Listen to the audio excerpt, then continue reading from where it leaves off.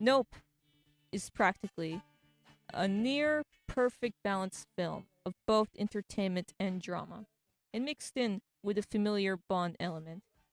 You really can't help but be reminded of Spielberg, when you watch it. I believe some compare Jordan Peele to J.J. Abrams, in terms of making a visually stunning blockbuster, but to me, it's how the film holds the emotions that honestly compare better to Close Encounters of the Third Kind, than a movie like Super 8.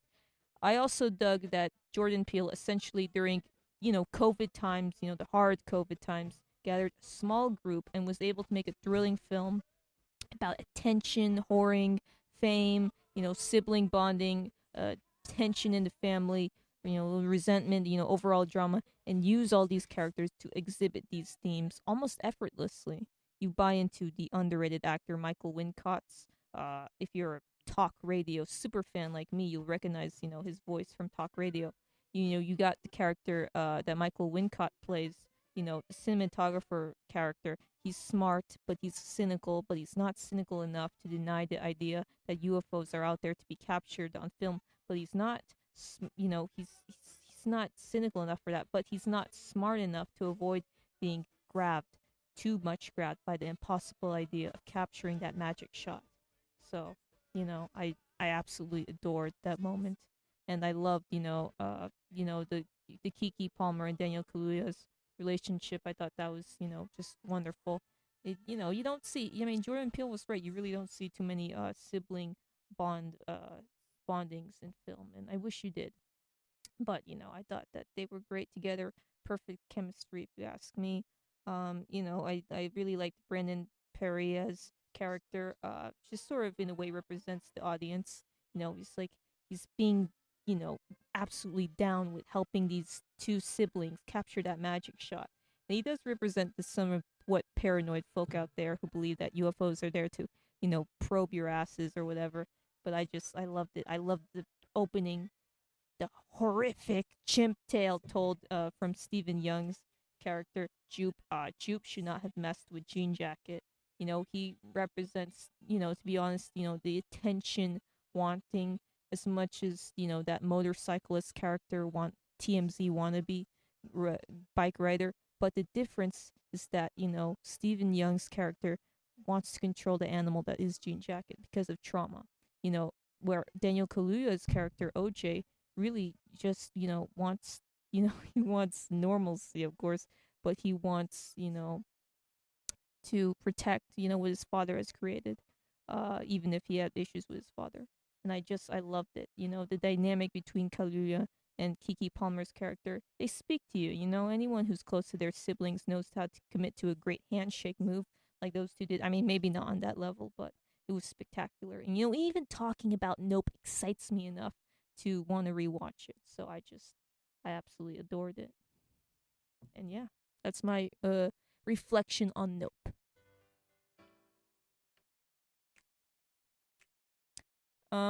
And yeah, I guess I have, let's see, one more. I got one more reflection in me. Of course, I just want to say really quickly that Armageddon Time from James Gray, one of the best films of the year.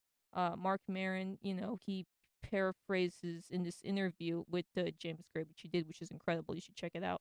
He paraphrases this something he read in a book written by a psychologist, Robert Firestone. He's like, in the WTF podcast interview with Gray, he's like, "Yeah, man, when you're a kid, despite what your parents are, it doesn't matter the spectrum of it, man. It's like if you're uncomfortable or strange, it doesn't matter to you, man, because they are gods." And James Gray was like, "Whoa, I'm stunned, and it makes so much sense, And it's a great moment, and that stood out to me. So, if that podcast had dropped, before the movie was released, I'm sure some critic probably would have like quoted that, or at least I would if I was a professional film critic. But anyway, when I think about Armageddon Time and how it's the first totally, like, utterly most personal film that James Gray has ever made, I just think revisiting his film Lost City of Z, which I foolishly snuck in to see for free instead of putting good money on the table to support a Gray film, I realized that the family element, and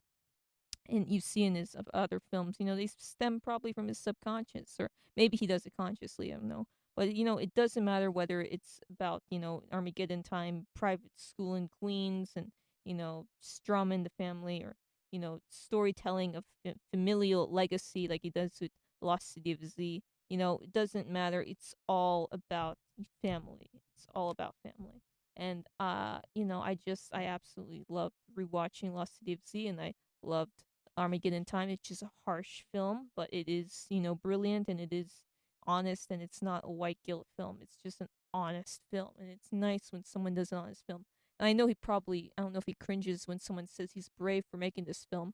I just think it's sincere, and you need that in cinema. And, you know, I think about Armageddon Time and telling a story about a creative kid, you know, who sort of just has to learn about the harsh realities of the world, but also try and look back and, think about, who he wants to be and if he can really be himself in this system. I just loved it, and I just think, that that that's been the theme that you've seen in other films this year, and it kind of scares me how it's just this year just so happens to be a film. I mean, the year of personal filmmaking and characters that I can relate to. So, you know, it's generational stuff can do a number on you. Being the only creative one in the family, depending on the support you get, can be a mother. Yeah, I can't say the word mother effer. But like the characters in the movies such as Armageddon Time or The Fablemans, or even a little bit The Banshees of Inisherin, it can also shape you. So I just want to end it there and say that, these are all great movies, and I highly recommend you check them out. So yeah, check me out on SoundCloud, DJ Envy. I mean, I'm gonna upload. I have a lot left to upload, and check me out on Letterbox on NIC. I'm the one with the picture of the kid from the movie Gummo. And yeah, man, check me out. So thank you so much for listening. This has been DJ Envy signing off.